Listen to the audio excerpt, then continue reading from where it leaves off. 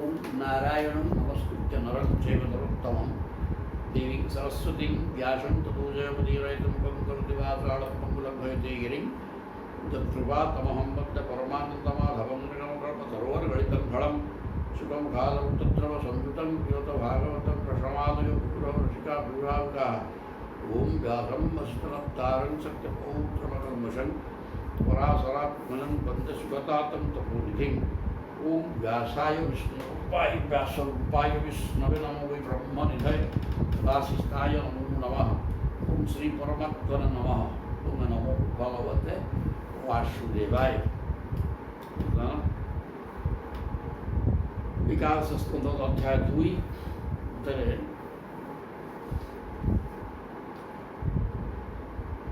जनक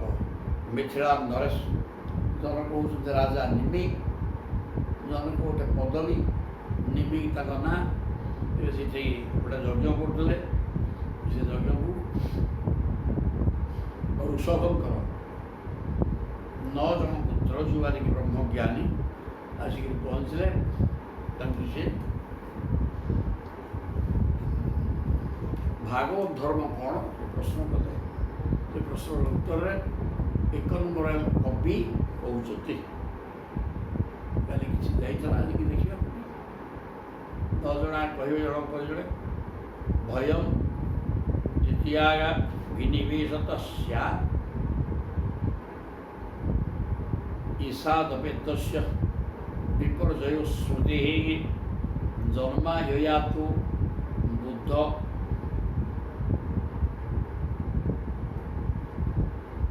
भजेतम भक्तौपैशम भक्त्यायुक्त एक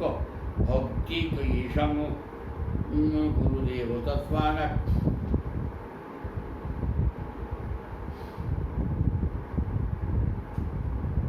भयम द्वितीया विनिवेशत स्यात्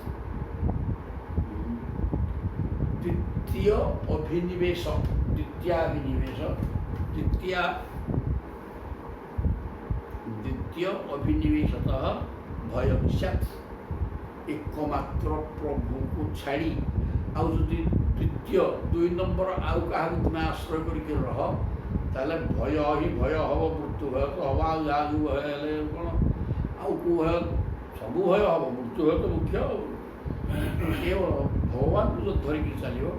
मृत्यु भय हटिज तेणु भगवान को व्यतीत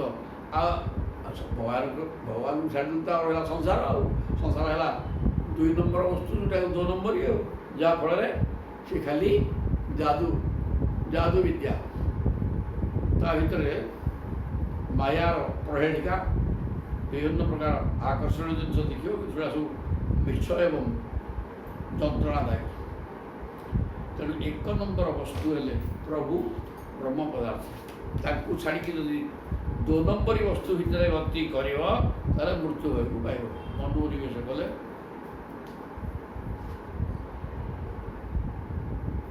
भय धातु हुए ईशादपेत विपर्जय श्रुति यही स्थित मनुष्य परमात्मा प्रति विमुख हो जाए ईशादपेत विपर्जय श्रुति जो लोग सत वस्तु को छाड़ी असत वस्तु रस आस्वादन करने संसार भितर गति करे से भगवान के ठार विमुख हो जाए भगवान तार दरकार नहीं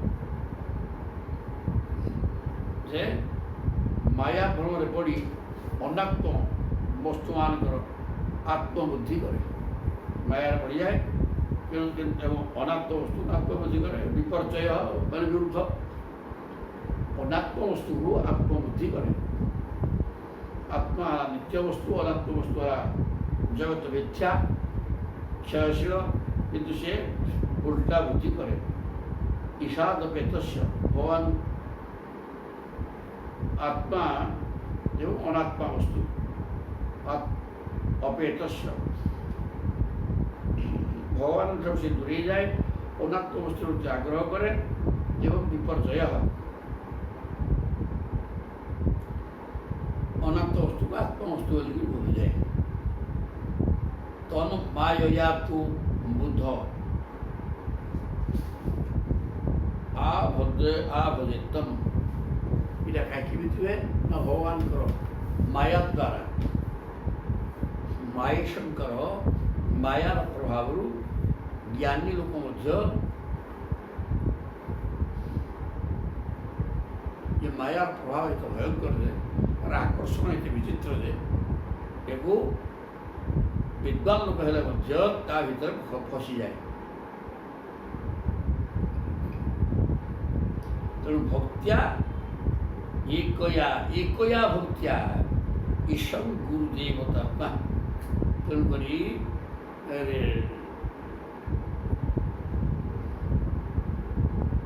ସାଧକ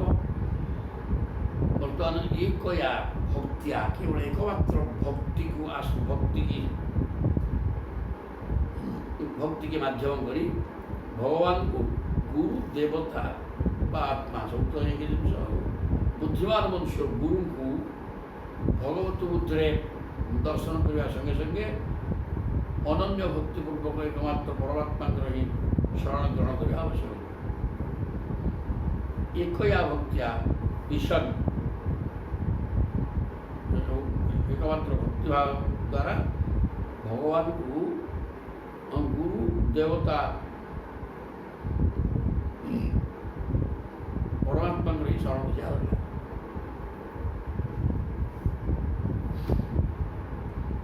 ଗୁରୁଙ୍କୁ ଭଗବତ ବୁଦ୍ଧିରେ ହେଲା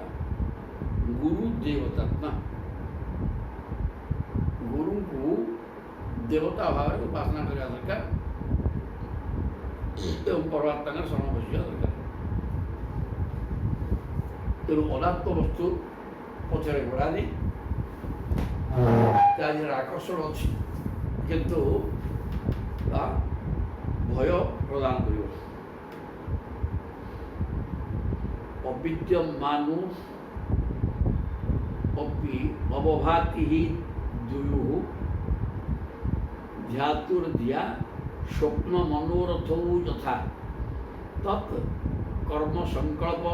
ବିକଳ୍ପକଂ ମନଃ ବୁଧେ ବୁଧୁ ନିରୁଦ୍ଧ୍ୟାତ୍ ଅଭୟଂ ତତଃ ସ୍ୟାତ୍ ବୁଧ। ଅବିଦ୍ୟମାନଃ ଅପି ଅବଭାତି हि ଦୁୟୁଃ।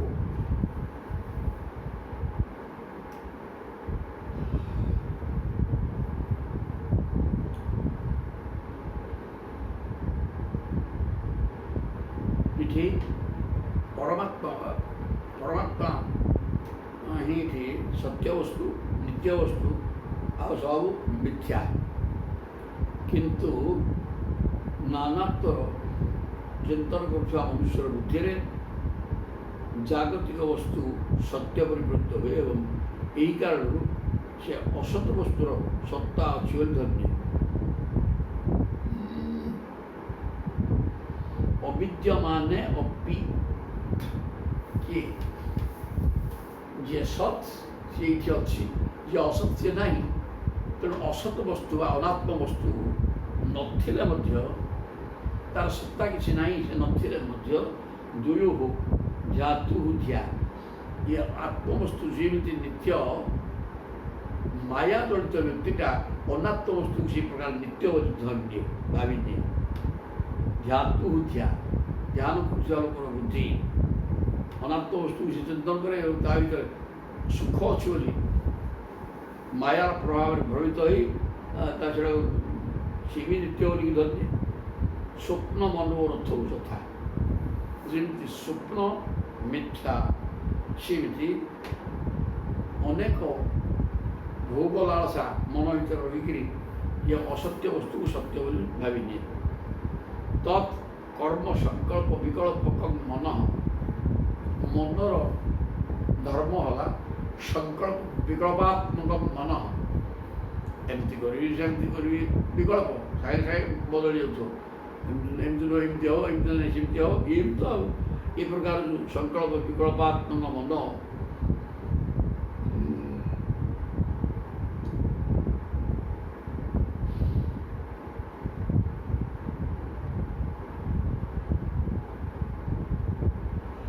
ସ୍ୱପ୍ନ ଦେଖୁଥିଲା ଆଗ ସ୍ୱପ୍ନ ସତ୍ୟ ବି ଲାଗୁଥିବ କିନ୍ତୁ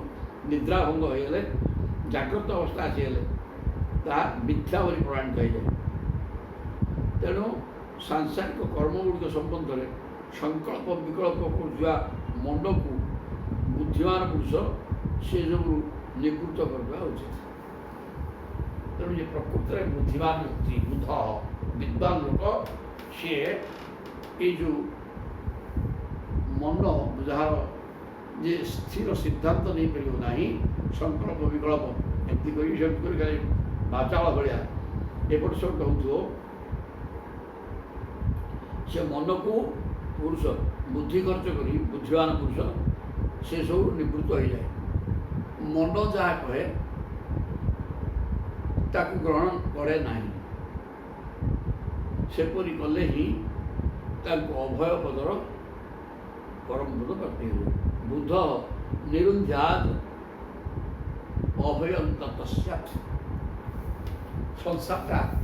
ଭୟର କାରଣ ଏବଂ ମନ ସଂକଳ୍ପ ବିକଳ୍ପ ଭାବକୁ ଗ୍ରହଣ କରି କୌଣସି ଜିନିଷ ସିଦ୍ଧାନ୍ତ ନେଇକି କରିପାରିବ ନାହିଁ। ଋତୁଳିଆ ଚଞ୍ଚଳ ମତି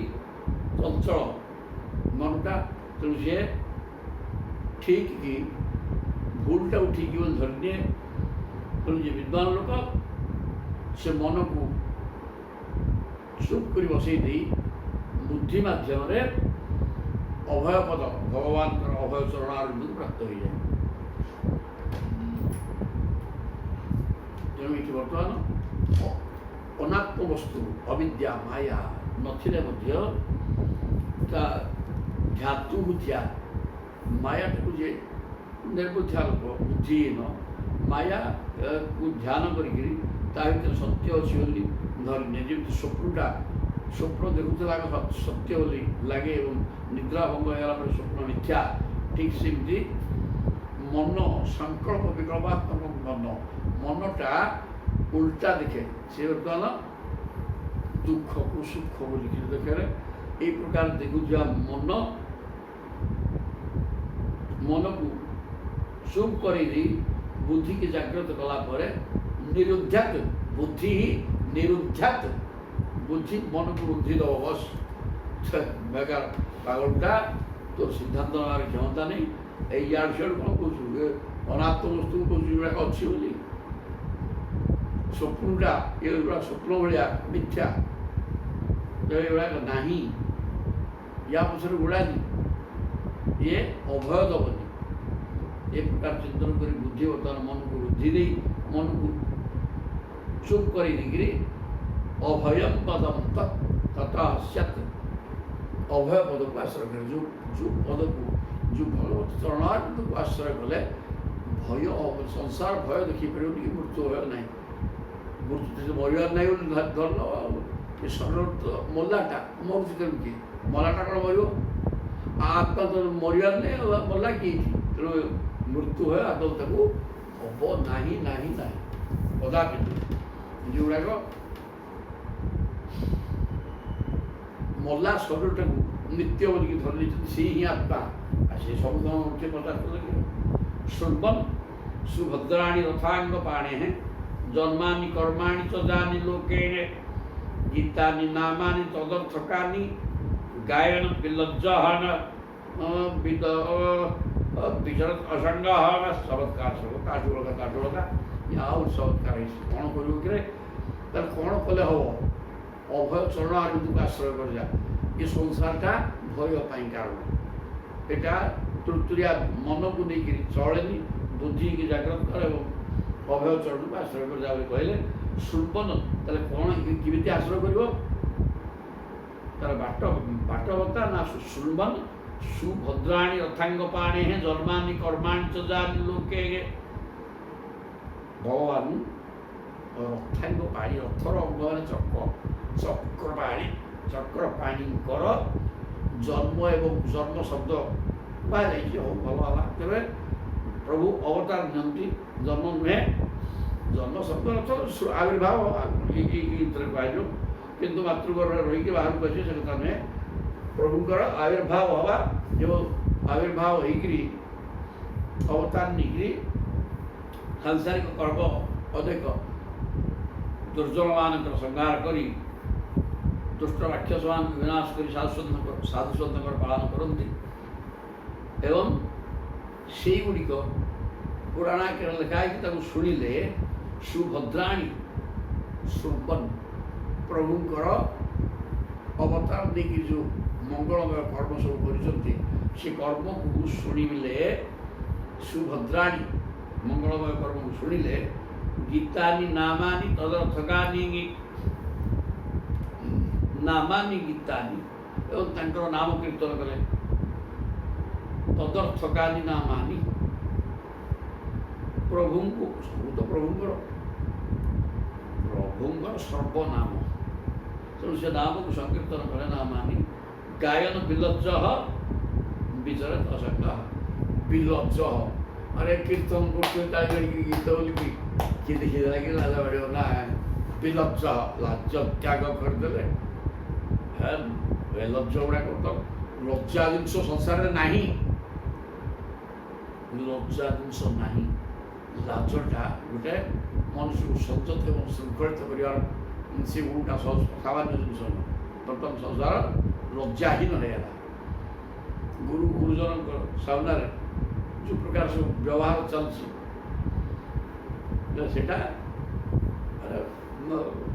युवक युवती मान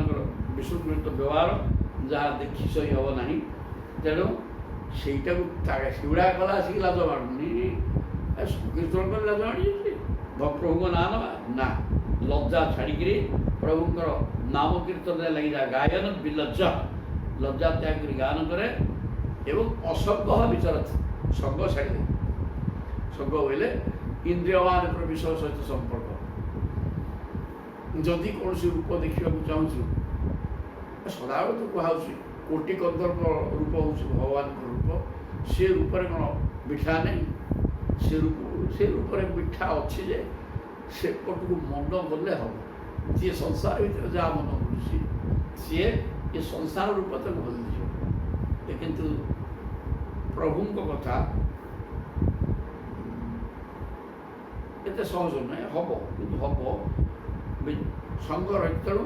ये जो 5 ज्ञानेन्द्रिय सब विषय रही से विषय गुड़ाक प्रति जो संग इंद्रिय मान संपर्क विषय मानकर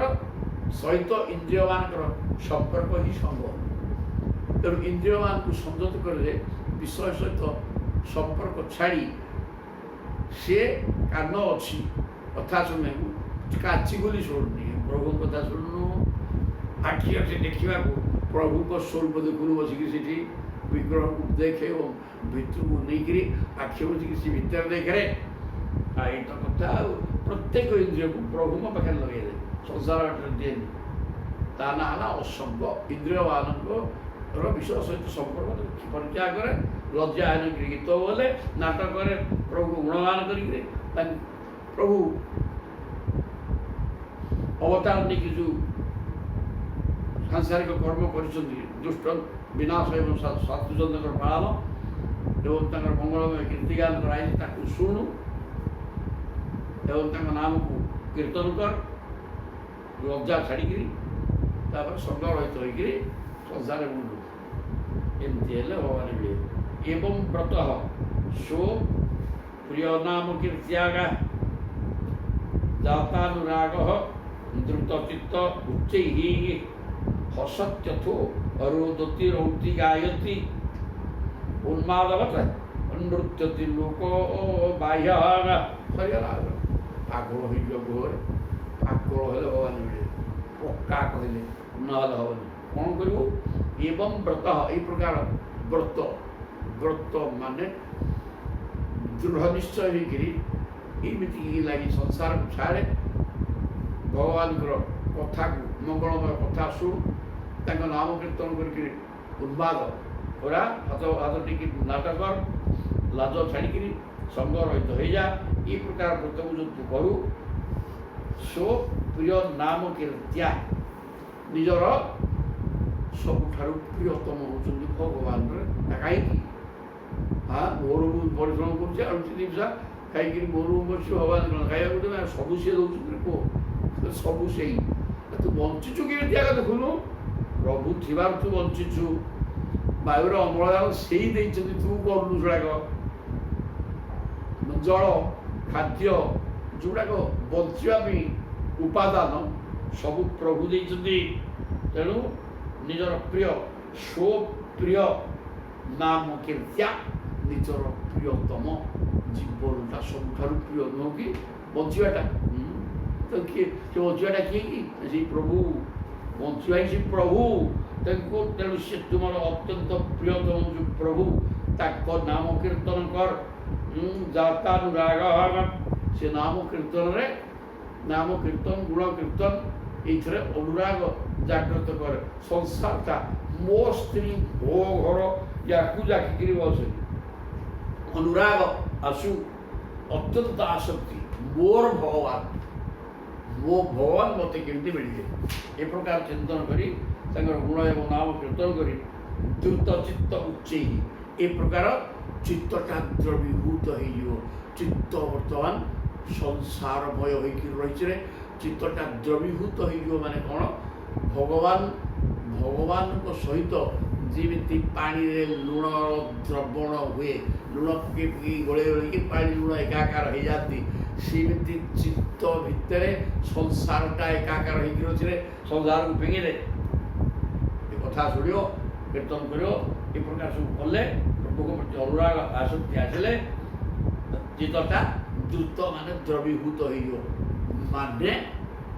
ଭଗବାନ କୃଷ୍ଣଙ୍କ ସହିତ କୃଷ୍ଣ ରୂପକ ଜଳରେ ଚିତ୍ତ ରୂପକ ଲୁଣ ବା ଚିନି ଦ୍ରବୀଭୂତ ହେଇଯିବ ଦ୍ରବଣ ହେଇଯିବ ମିଶିକି ଏକାକାର ହେଇଯିବରେ ଏଇ ପ୍ରକାର କରିବେ ମାନେ ମନଟାକୁ କୃଷ୍ଣ ଓ ଚିତ୍ତ ମନ ନାହିଁ ମନଟା ତ ଚହଲାଟା ଚିତ୍ତ ମାନେ ସ୍ଥିର ତାକୁ ଦ୍ରବଣ କରିଦେ ପ୍ରଭୁଙ୍କ ସହିତ ଉଚ୍ଚେଇ ଏ ପ୍ରକାର ହେଇଗଲେ ହବ କ'ଣ ଉଚ୍ଚେଇ ହିଁ ହସତି କେତେବେଳେ ହସୁତି ଉଠ ଉଠ ହେଇକି ହସତି ଅର୍ଥ ରୋଦତି କେତେବେଳେ କାନ୍ଦି ପକଉଥିବୁ କେତେବେଳେ ହସୁଥିବୁ ହଉଛି ଗାୟତି କେତେବେଳେ ଠିକ୍ ଠିକ୍ ନାଟକ କରିକି ହାତ ଉଠିକି ନାଟକ କରୁଥିବୁ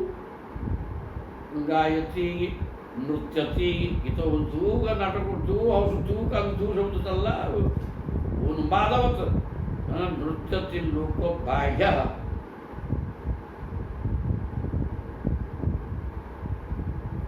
ଏହିପରି ଭାବରେ ତାଙ୍କର ସବୁ କ୍ରିୟା ଅଲୌକିକ ହୋଇଯାଏ ଲୋକ ବାହ୍ୟ ଲୋକଠାରୁ ବାହାରକୁ ଲୋକ ବ୍ୟବହାର ଯାହା ଏମିତି ଲୋକ ନାହାନ୍ତି ତେଣୁ ଲୋକ ବ୍ୟବହାରଠାରୁ ତୁ ବାହାରକୁ ପଳେଇବୁ ଅଲଗା ହେଇଯିବୁ ଲୋକ ବ୍ୟବହାର ଠାରୁ ଭିନ୍ନ ହେଇଯିବୁ ଏବଂ ପ୍ରଭୁଙ୍କ ଅନୁରାଗର ସହିତ ସଂସାର ପ୍ରତି ଅନୁରାଗ ଛାଡ଼େ ରାଗ ମାନେ ଆସକ୍ତି ଭଗବାନ ପ୍ରତି ତୋର ପ୍ରିୟତମ ହେଉଛନ୍ତି ପ୍ରଭୁ ତାଙ୍କର ଗୁଣ କୀର୍ତ୍ତନ ନାମ କୀର୍ତ୍ତନ କର ବୋଇଲେ ତୁ କାନ୍ଦିବୁ ହସିବୁ ନାଟକ କରିବୁ ଗୀତ କରିବୁ ଇତ୍ୟାଦି ଇତ୍ୟାଦି କଲେ ଯେଉଁଟା ସାଧାରଣ କରିପାରୁନାହାନ୍ତି ଲୋକ ବହିର୍ଭୂତ ହେଇଯିବ ତାହେଲେ ତ ଭଗବାନ ମିଳିକି ରହିଲେ ପାଗଳ ନହେଲେ ମିଳିବାର ନାହିଁ କହିଲେ ଉନ୍ମତ୍ତବତ ନୃତ୍ୟତି ଗାୟନ୍ତି ହସନ୍ତି କ୍ରନ୍ଦନ୍ତି ଉନ୍ମତ୍ତ ବାତ ପାଗଳ ହେଇଯା ନହେଲେ ଆଉ ଖମ୍ବାୟୁ ଅଗ୍ନି ଶରୀର ମୋହିନୀ ଜ୍ୟୋତିଷି ସତ୍ୱାନି ଦିଶୁ ଦ୍ରୁମାଦୀନ ସରିତ ସमुद्राश्च हरे शरीरम जय जगन्नाथ जत किंचित भूतम न प्रणमित अनन्य न सब भगवान शरीर गुड़ाक तू समस्त भगवत दृष्टि देखे किमितिका खम खन आकाश वायु अग्नि शरीर महीन 5 भूत कथा कहा ये 5 भूत पंचमहाभूत जगन्नाथ से गगन समीरण ज्योति जेवा सलिल धरित्री नदी सागर तरु गण पर्वत स्थावर जंगमन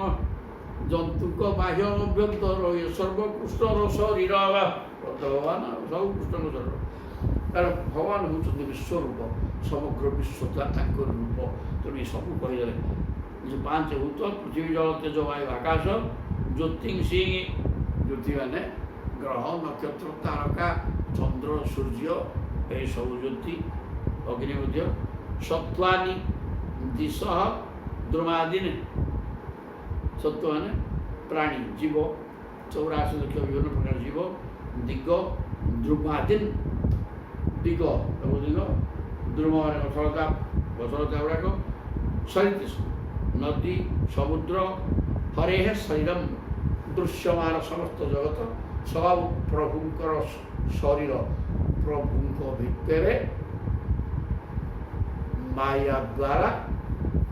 ସମସ୍ତେ ରଚନା କରାଯାଇଛନ୍ତି ମାୟା ନା ପ୍ରଭୁଙ୍କର ଶକ୍ତି ତେଣୁ ତା ଦ୍ୱାରା ତାଙ୍କରି ଭିତରେ ଏସବୁ ସୃଷ୍ଟି ହେଇଛି ତେଣୁ ଏ ସବୁଗୁଡ଼ାକ ତାଙ୍କରି ଶରୀର ସମସ୍ତ ଜଗତ ଯତ୍ କିଞ୍ଚ ଭୂତମ୍ ଯାହା କିଛି ଜାଗତିକ ବସ୍ତୁ ଦେଖୁଛୁ ସବୁ ପ୍ରଭୁଙ୍କର ସ୍ୱରୂପ ପ୍ରଣବେ ଅନନ୍ୟ ତେଣୁ ନ ଅନ୍ୟ ପ୍ରଭୁ ଭିନ୍ନ ଇଏ ଅନ୍ୟ କିଛି ନୁହେଁ ଏପରି ଚିନ୍ତନ କରି ସବୁ କୃଷ୍ଣମୟ ଦେଖିଲେ ବାସୁଦେବ ସର୍ବଂ ଖଳ୍ବିଦଂ ବ୍ରହ୍ମ ବ୍ରହ୍ମ ଭିନ୍ନ ଏଠି କିଛି ନାହିଁ ମଲା ଜିନିଷ ଗୁଡ଼ାକ ଇଏ ତ ଅନାତ୍ମ ବୋଲି ତେବେ ଗୋଟେ ଶବ୍ଦ କହୁଛ ତାକୁ ପୁଣି ବ୍ରହ୍ମ ବୋଲି କହୁଛ ନା କିଛି ଯେତିକି ବୁଝୁନୁ କାହିଁକି ହଁ ଆରେ ସେ ଅନାତ୍ମ ଗୁଡ଼ାକ ନାହିଁ ଏଇଟାର କ'ଣ ଭୁଲ ଅଛି କି ସବୁ ପାଠ ଠିକ୍ କିନ୍ତୁ ତା ଭିତରଟାକୁ ତୁ ଦେଖିବୁ ନା କହୁଛୁ ଉପରଟାକୁ ଦେଖିବୁ ଯେଉଁ ଜାଗତିକ ବସ୍ତୁ ଦୃଶ୍ୟମାନ ଇନ୍ଦ୍ରିୟଗ୍ରାହ୍ୟ ବସ୍ତୁ ପ୍ରଭୁ ନୁହନ୍ତି ଇନ୍ଦ୍ରିୟଗ୍ରାହ୍ୟ ବସ୍ତୁ ସବୁ ଅନିତ୍ୟ ମିଥ୍ୟା ଏବଂ ତାହା ଜଗତ ତେଣୁ ପ୍ରଭୁ ଗୋଟେ ରୂପ ନେଇଯାଇଛନ୍ତି ମାୟା ଦ୍ୱାରା ରୂପ ନେଇଯାଇଛନ୍ତି ତା ଭିତରେ ଯିଏ ଅଛନ୍ତି ସିଏ ତ ପ୍ରଭୁ ତେଣୁ ସେ ତାଙ୍କୁ ହିଁ ଦେଖେ ସବୁ ଭିତରେ ହରି ଅଛନ୍ତି ସବୁ କୃଷ୍ଣମୟ ତୁ ଗଛଟାକୁ ଏ ଗଛ ବୋଲି ଦେଖେନି କୃଷ୍ଣ ଆରାଧ୍ୟ ଦେବତା ପ୍ରଣମେ ତାକୁ ଅନନ୍ୟ ଚିନ୍ତାରେ ପ୍ରଣାମ କରେ କାରଣ ସାଧାରଣ ମାନବ ଯେଉଁଟା ଗଛ ବୋଲି ଦେଖୁଛି ତୁ ସାଧକ ତାକୁ ଗଛ ବୋଲି ନ ଦେଖି ୟା ଭିତରେ ମୋ ପ୍ରଭୁ ଅଛନ୍ତି କ'ଣ ପ୍ରହ୍ଲାଦ କ'ଣ ଦେଖିଥିଲେ ଏ କଂକ୍ରିଟ ଘୁଣ୍ଟିଟା ନାହିଁ କି ନା ହଁ ୟା ଭିତରେ କହିଲେ ସର୍ବତ୍ର ତୋ ପ୍ରଭୁ ଅଛନ୍ତି ନା ହଁ ନା ଏଇ ଘୁଣ୍ଟିଟା ଅଛନ୍ତି ନା ହଁ ହରି ତାପରେ ତାତ୍ପର୍ଯ୍ୟ ଦୁର୍ଜନକୁ ଯିଏ ଭଗବତ ବିଶ୍ୱାସ ଯାର ନାହିଁ ତାକୁ ସେ ଘୁଣ୍ଟି ପିଟି ଦଉଛି ଆଉ ଯିଏ ଜଗତାକୁ ବିଷ୍ଣୁମୟ ଦେଖୁଛି କୃଷ୍ଣମୟ ଦେଖୁଛି ଆଉ ସେ କୁଣ୍ଡିଟାର ଭିତରେ କୃଷ୍ଣ ଅଛନ୍ତି ଦେଖିବ ଟିକେ ଏକ ସେଇ କଥାଟା କୁହାହେଉଛି ଯେ ଗଛଟାକୁ ତୁ କାହିଁ ଦେଖୁଛୁ କି ତା ଭିତରେ ଥିବା କୃଷ୍ଣକୁ ଦେଖୁଛୁ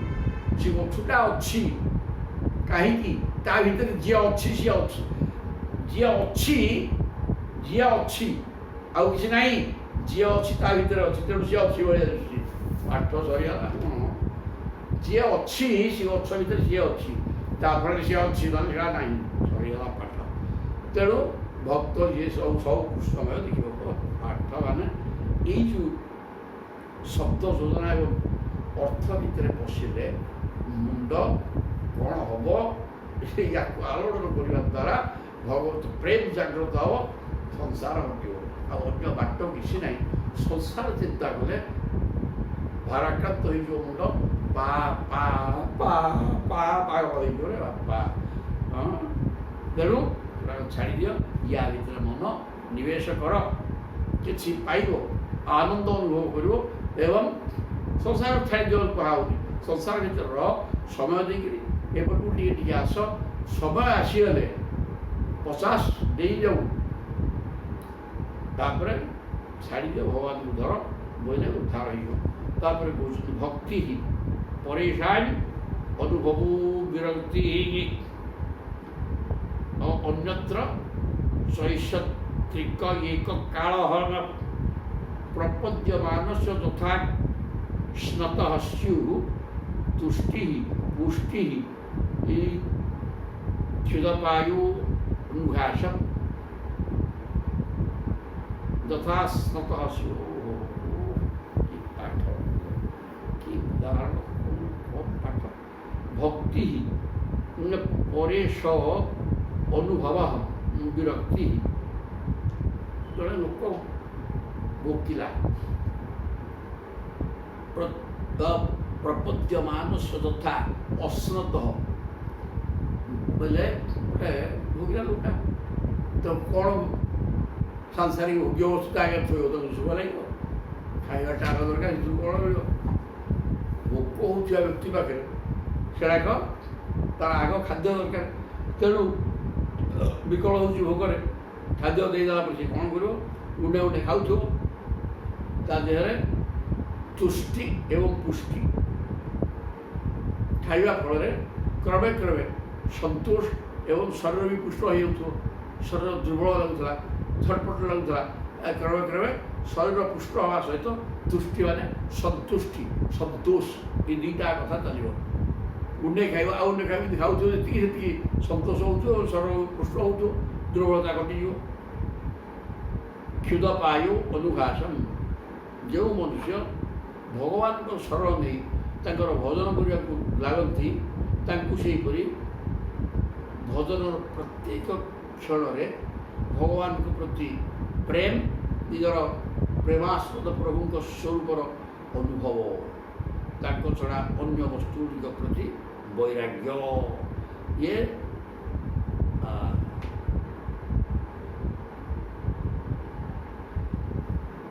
त्रिकय एक काल तीन कथा कहले कौन कौन भक्ति ही तो भगवान को चरणारविंद को जमी भोजनटा करवा लोक भोक मेटिला संतोष है शरीर पुष्ट है तीन टा कथा एक समय खाइबा द्वारा आउ ठीक सेमती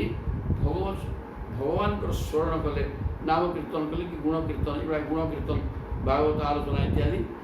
या द्वारा तीन टा कथा भगवान को चरणारविंद भक्ति आसो तापर प्रभुंकर स्वरूप अनुभव हो एवं प्रभु को छड़ा अन्य वस्तु प्रति वैराग्य तुच्छ भाव छे किसी ना रे कौन ना जी अच्छी हम देखा तीन टा कथा प्रभुंकर गुण एवं नाम कीर्तन द्वारा भक्ति भाव प्रभु प्रति प्रेम बा भक्ति भाव जागृत हो एवं प्रभु को अनुभव कर मैंने भक्ति है नंबर वन द्वितीय प्रभु को सत्ता को अनुभव कर तीन नंबर रे वैराग्य जमी भोकिला लोकर खाइबा द्वारा भोक मला शरीर क्रमे संतोष आसला एवं शरीर पुष्ट है सेमती प्रभुंकर नाम कीर्तन करने द्वारा खाइबा द्वारा जिन तीन कथा होमती प्रभुंकर नाम वा गुण कीर्तन करने द्वारा तीन टा कथा हो प्रभुंर चरणारविंद भक्ति प्रभु कहीं ध्येय कीर्तन करने फल आनंद आसो एवं प्रभुंकर प्रभु सत्ता अनुभव हम शरीर रोमांचित हो आगु लुह पलि आसो कंठ भूतगत हो प्रकार भाव आसो सीटा तो भावना तार ना भाव भगवत तार ना है अनुभव अनुभव अनुभव है भाव भाव अनुभव आसो एवं वैराग्य भी आसो सांसारिक वस्तु प्रति तुच्छ भाव तीन टा कथा खाइबा सह कि सुंदर भाव उदाहरण दी कह भोजनटा आम सब भोजन ना तेणु भोजनटा को उदाहरण देले जमी खाइबा द्वारा तीन टा कथा होमती भगवान प्रति भक्ति द्वारा तीन कथा हो भगवान नाम वा गुण कीर्तन करने द्वारा तीन टा कथा नंबर वन भक्ति भक्ति भाव हम दुई प्रभु सत्ता अनुभव तीन जागतिक वस्तु अनात्म वस्तु प्रति वैराग्य तुच्छ भाव चमत्कार चमत्कार इत्युताघ्री भजत्व त्याग भक्ति विरक्ति भगवत प्रबोध भवन्ति वै भागवत राजन ततः परां शांति उपैति साक्षागत अति सुंदर प्रेम पाए भगवान मिले ना इति अच्युताघ्री भजत्व अनुभूत्या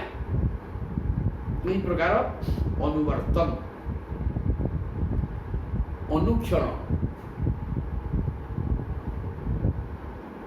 ଅନୁବୃତ୍ତି ମାନେ ବୃତ୍ତି ମାନେ ବ୍ୟବସାୟ ଯାହା ତୁମେ ଯେକୌଣସି କର୍ମ କରୁଥା ନା କାହିଁକି ଭଗବତ ଚିନ୍ତନରେ ରହ, ତାହା ତ ରାଧା ଭାବ ବା ଗୋପୀ ଭାବ। ସାଂସାରିକ କର୍ମ କର, କିନ୍ତୁ ତା ଭିତରେ ଏସବୁ ଆମେ ଚାଲିକିରି ଯାଉଛେ। ଆଉ ଗୋଟେ କଥା ନେଇକି ମନେ ମନେ ପ୍ରଭୁଙ୍କର ସ୍ୱରୂପ ସହ ନମୋ ଭଗବତ ଏଡ଼େ ବଡ଼ ପାଟି କହିକିରି ଦବା ମାଡ଼ି ଧରିକି ଖଡ଼ କରି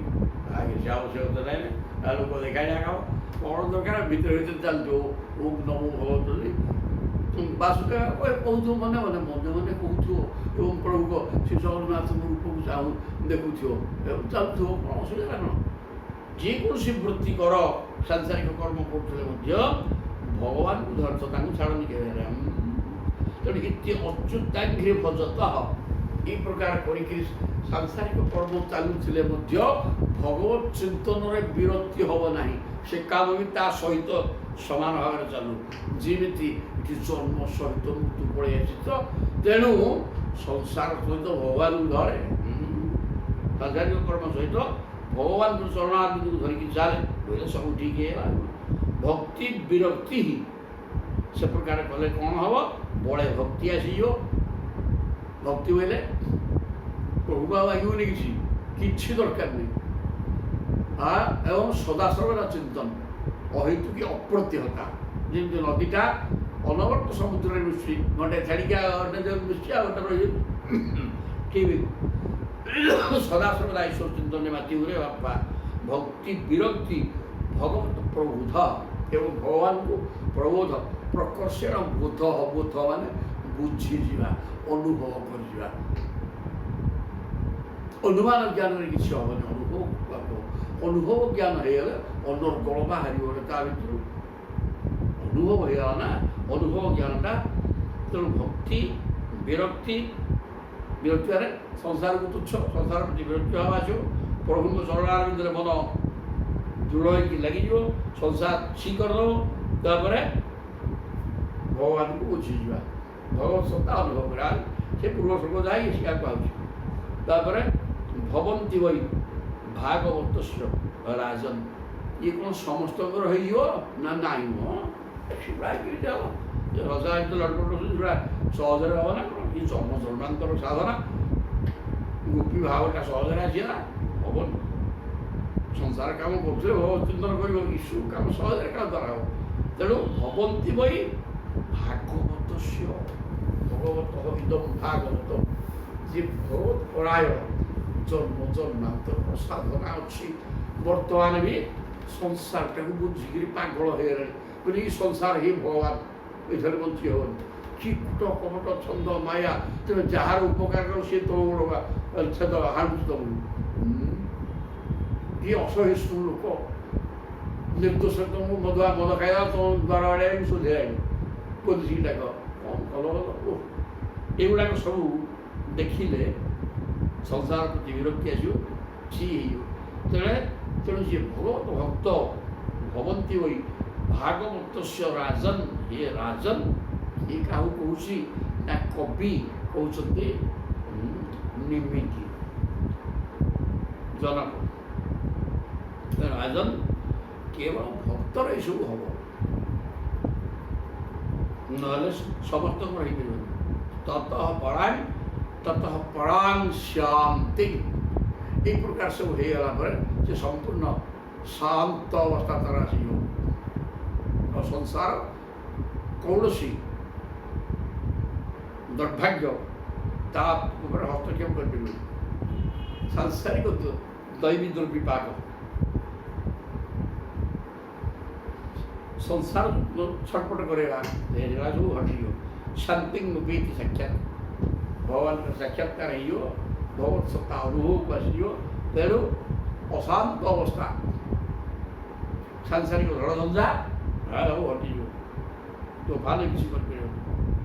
ସୁନ୍ଦର କଥା କହିଲେ କବି, କି ଭଗବତ ପ୍ରାପ୍ତି ହେଇଗଲା, କେମିତି ଲାଗିଲା? ମନ ଶାନ୍ତ ହେଇଗଲା, ଈଶ୍ୱରଙ୍କ ପାଖକୁ ପଳେଇଲା, ଈଶ୍ୱରାନୁଭୂତି କରିପାରିଲା, ଆନନ୍ଦ ଅନୁଭବ କରିବା କଥା ହେଇଗଲା। ସବୁ ତ ଏଇ ପାଠ ଏ କଥା କରି ଦେଉଛି।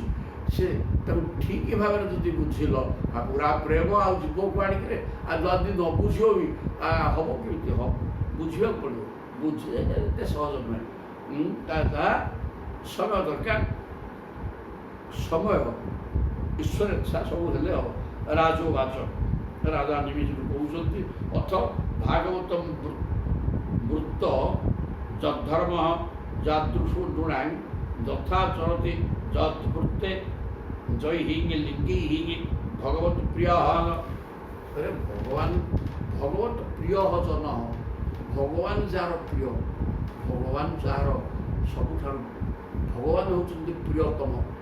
ଏଭଳିଆ ଭକ୍ତର ଚିହ୍ନ କ'ଣ? ଅର୍ଥ ଭାଗବତ ବୃତ୍ତ, ଭାଗବତ ଭକ୍ତ, ଭକ୍ତଟା କେମିତିକା ଜିନିଷ, କେମିତି ଜାଣିବ ଏଇଟା ଭକ୍ତ ବୋଲି? ଯତ୍ ଧର୍ମ ଯାଦୃଶ ନୃଣାଂ, ତାର ଆଚରଣ କ'ଣ, ସେ କ'ଣ କରୁଥିବ? ଯଥା ଚରତି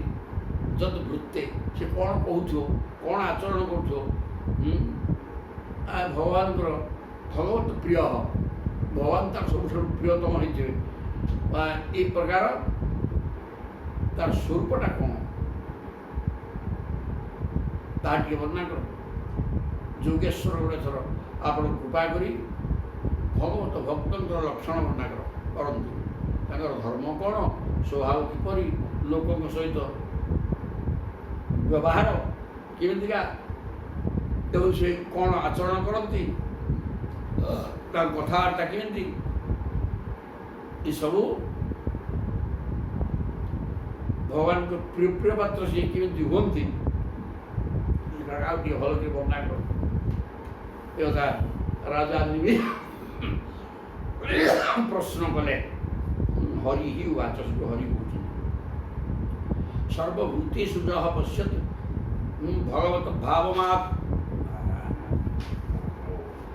ସର୍ବଭୂତେଷୁ ଯଃ ପଶ୍ୟତି ଭଗବତ ଭାବମାତ୍ମନଃ ଭୂତାନି ଭଗବତ୍ୟାତ୍ମନ୍ୟେଷଃ ଭଗବତୋତ୍ତମ। ସର୍ବଭୂତେଷୁ ଯଃ ପଶ୍ୟତି ଭଗବତ ଭାବମାତ୍ମନଃ, ସର୍ବଭୂତେଷୁ 84 ଲକ୍ଷ ବିଭିନ୍ନ ଜାତିର ଜୀବ ଅଛନ୍ତି। ସେ ପ୍ରତ୍ୟେକ ଭୂତ ଭିତରେ ଯଦି ଭଗବାନଙ୍କୁ ଦେଖିବ, ବାସୁଦେବ ସର୍ବମ୍, ସେ କଥା କୁହାହେଇଛି। ବାସୁଦେବ ସର୍ବମ୍, ସମସ୍ତଙ୍କୁ ପ୍ରଭୁଙ୍କର ସ୍ୱରୂପରେ ଯିଏ ଦେଖେ। ଭୂତାନି ଭଗବତ୍ୟାତ୍ମନି, ଏବଂ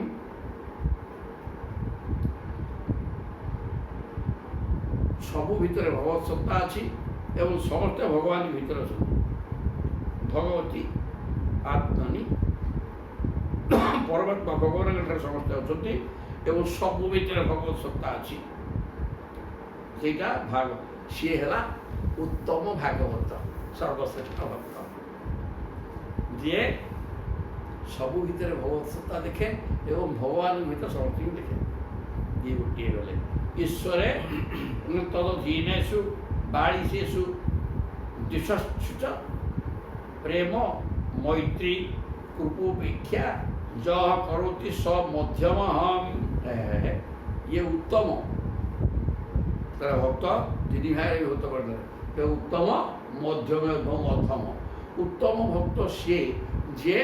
ପ୍ରତ୍ୟେକ ଭିତରେ ପ୍ରଭୁ ସତ୍ତା ଦେଖେ ଏବଂ ପ୍ରଭୁଙ୍କ ଭିତରେ ସମସ୍ତଙ୍କୁ ଦେଖେ। ଚାଲିଲା। ଦ୍ୱିତୀୟ କଥା ହେଲା ଈଶ୍ୱରେ ତଦଧୀନେଷୁ ବାଳିଶେଷୁ ଦିଶଶ୍ଚ, ଈଶ୍ୱର ଠାରେ ପ୍ରେମ କରେ, ମିତ୍ର ହରା ସବୁଠାରେ, କରୁଣା ଅଜ୍ଞାନ ଲୋକରେ କରେ ଉପେକ୍ଷା ଶତ୍ରୁ ଠାରେ। ଏଇଟି ସ୍ତରରେ ଆମେ ରହିଯାଇଛୁ ବାପା। ଈଶ୍ୱରେ ତଦଧୀନେଷୁ, ଈଶ୍ୱର ଏବଂ ତାଙ୍କ ଭକ୍ତ ଏମାନଙ୍କୁ ଠିକ୍ ଭାବରେ ବ୍ୟବହାର କରେ, ଏମାନଙ୍କୁ ଠିକ୍ ଦେଖେ। କିନ୍ତୁ ବାଳିଶେଷୁ, ମୂର୍ଖ ଶତ୍ରୁ, ମୂର୍ଖ ମଧୁଆ ଶୋଧୁଛନ୍ତି, ଇଏ କରୁଥିଲେ, କ'ଣ କରିବ? ଶତ୍ରୁ ଭାବରେ ଦେଖେ, ତାଙ୍କୁ ଆଉ ଭଗବତ ସତ୍ତା ଭଗବାନ ଇଏ ବୋଲି ଦେଖିପାରେନି। ଏଇଟା ତ ହେଲା ପାଠ। ମଧ୍ୟମ ଇଏ ପ୍ରେମ